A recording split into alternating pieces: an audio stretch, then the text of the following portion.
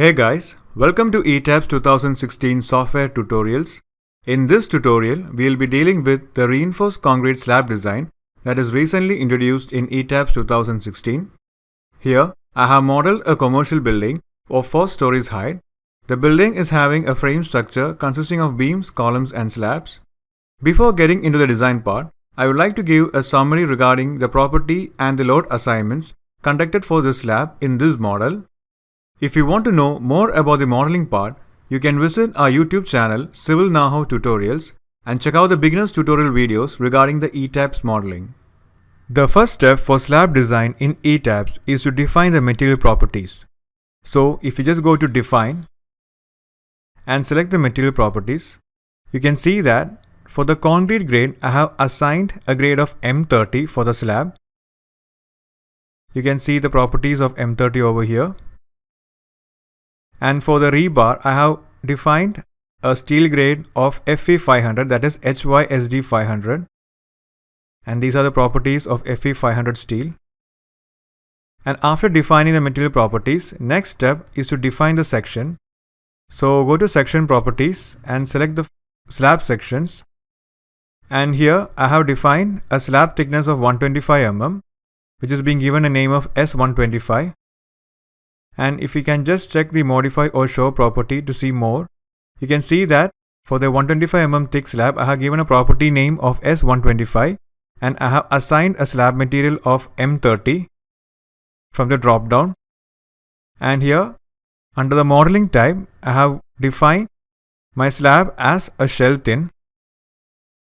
And under the property data, I have selected the type as a slab from the drop down. And I have provided the thickness of the slab in mm, that is 125 mm.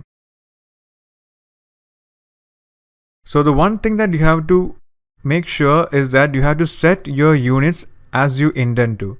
So here I am going with the metric SI defaults, and if you just want to change it, you can just select the show units form. So here I am going to express my units in mm, and when it comes to the design, the moment and the force is being expressed in kilonewton meter and kilonewton, and the displacement also in mm, and the rebar area is going to be expressed as in mm square per meter. So these are the things that you have to check first before when you go for design. The next step is to assign the loads on the slab. And in this tutorial, I am only going to consider the gravity loads, that is the dead load and the live load, and also the self-weight of the slab. The self-weight of the slab is being automatically computed by the Etabs software itself. So what we have to do is we have to assign the superimposed dead load and the live load. So you can define or assign the loads by selecting the shell loads from the assign and select the uniform. And you can define the load over here for dead load and also for the live load.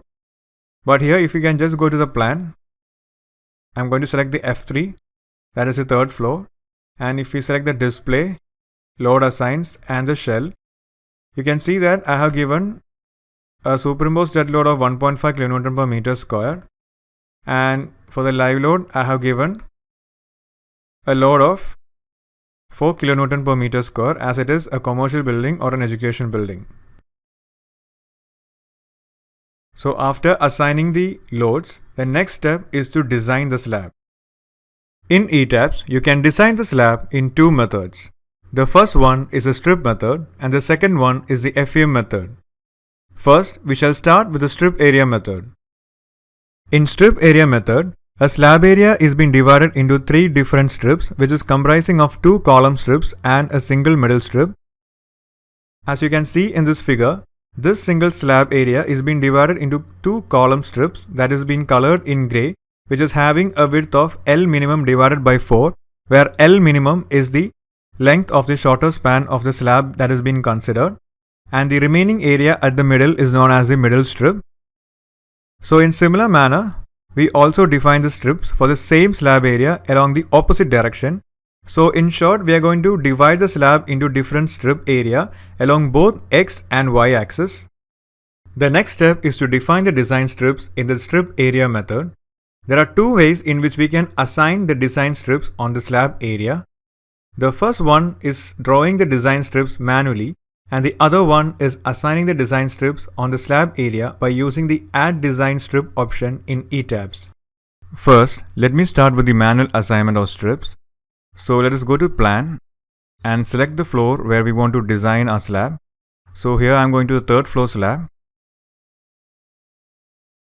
and I'm going to design this two sets of slab actually. So first, to assign the strips manually, go to the option Draw, and here select Draw Design Strips. So here I'm going to define the strip layer A, and the strip design type I'm going to assign is a column strip. Since I have selected a slab that is having a dimension of 5 into 6 meter, the shorter span is 5 meters, so the width of the column strip will be 1250 mm.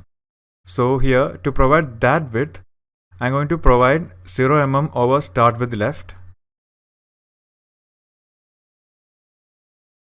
and 1250 over here.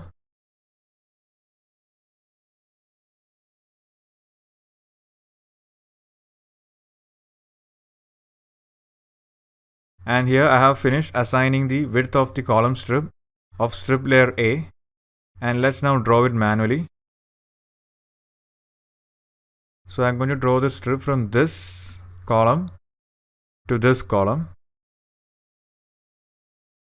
and let us draw the column strip at the other end. So here, to draw that, I just interchange the values over here.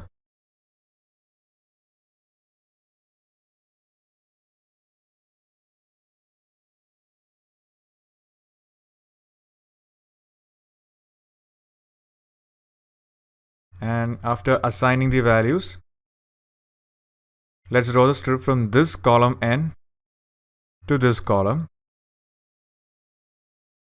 And next, I'm going to assign a strip design of middle strip. So let's select the middle strip from the drop down, and the width of the middle strip is 2500 mm. So here I'm going to provide a value at start with right as 1250 because I'm going to divide the strip at the middle, and provide the same value over here.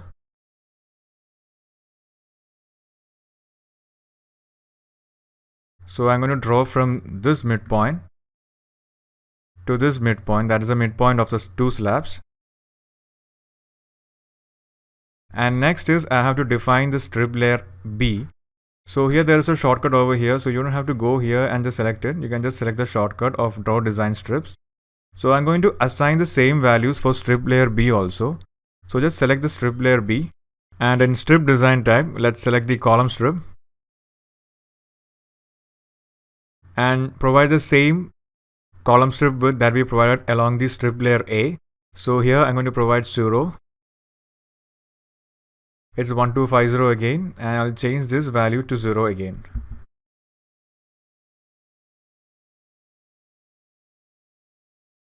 So I will just draw the column strip along the strip layer B from this column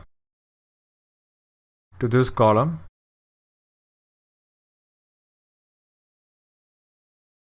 and also from here to here also. And next we need to draw the column strip at the other end of the slab. So here I will interchange the values.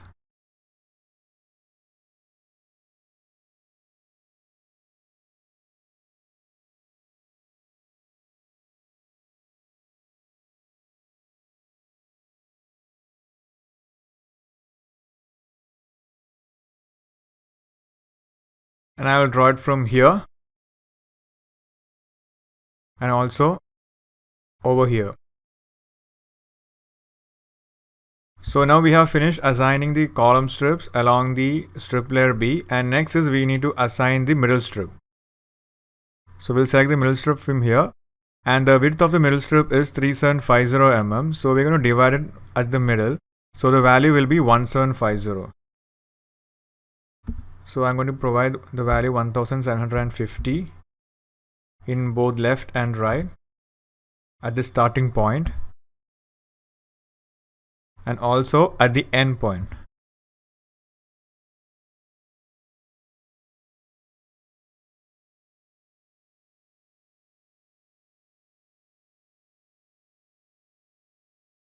So just provide the middle strip at the midpoint of the slab. So now we have done with assigning the column and the middle strip along the both strip layer A and B. And now let's view how the strips has been assigned by going to the view option. So let's go to the view and select the set display options. And here under other assignments, let's select the show width and click on OK. So here you can see the strips that is being defined in the both direction, that is the strip layer A and the strip layer B. If you just want to see the strip layer A and B individually, let's go to the view options and just select the strip layer A for right now and click on apply and OK. So this is the strip layer that both the column and the middle strip that is being assigned along the strip layer A. And if you just uncheck the strip layer A and select the strip layer B, here you can see on the both slabs the column strip and the middle strip that is being assigned along the strip layer B. In similar manner, you can also design the rest of the slabs over here. And if you are opting for this method, assigning the design strips in both layers A and B is time consuming. So it's better to opt for the second option, that is add design strips option in Etabs, where Etabs will be assigning the design strips along both A and B layers on each slab automatically. So I'll be explaining that in the second part of this tutorial and the rest of the slab analysis. If you find this part of the tutorial useful, please do like, share and comment. And please do subscribe to our channel by clicking on this logo over here for the upcoming tutorials. And if you want to continue to the second part of a tutorial, please click here.